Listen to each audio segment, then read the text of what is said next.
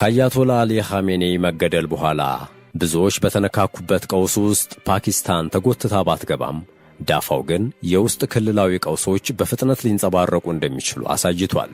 በካራቺና ኢስላማባድን ጨምሮ በበርካታ የፓኪስታን ከተሞች ተቃውሞዎች ተቀስቅሰዋል።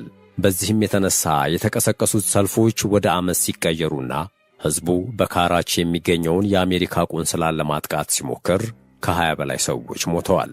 እነዚህ ክስተቶች የተራዘመው የኢራን ጦርነት በተለይም በርዕዮተ ዓለም ወይም በሃይማኖታዊ አገላለጽ ከተቀረጹ በፓኪስታን ውስጥ የሃይማኖታዊ ኑፋቄ እንቅስቃሴንና የፖለቲካ ቅስቀሳን እንዴት ሊያባብስ እንደሚችል ያጎላሉ ተብሎም ተሰግቷል።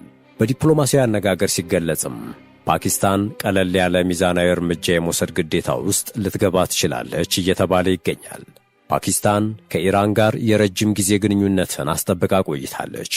በተመሳሳይ ጊዜ ደግሞ በሚሊዮን የሚቆጠሩ የፓኪስታን ሰራተኞች የገንዘብ ድጋፍ የሚሆናቸውን የሥራ ዕድሎችን ለማግኘት በባሕረ ሰላጤ የአረብ አጋሮቿ ላይ በከፍተኛ ሁኔታ ትተማመናለች። ሳውዲ አረቢያና የተባበሩት አረብ ኤምሬትስ ለፓኪስታን በጣም አስፈላጊ ከሆኑ የኢኮኖሚ አጋሮች መካከል ናቸው። በኢኮኖሚ ቀውስ ወቅትም የገንዘብ ድጋፍ ያደርጋሉ። This signing ceremony last year was a crucial moment for Pakistan's position in the world.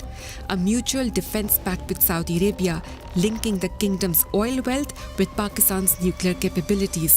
It means an attack on one is considered an attack on both.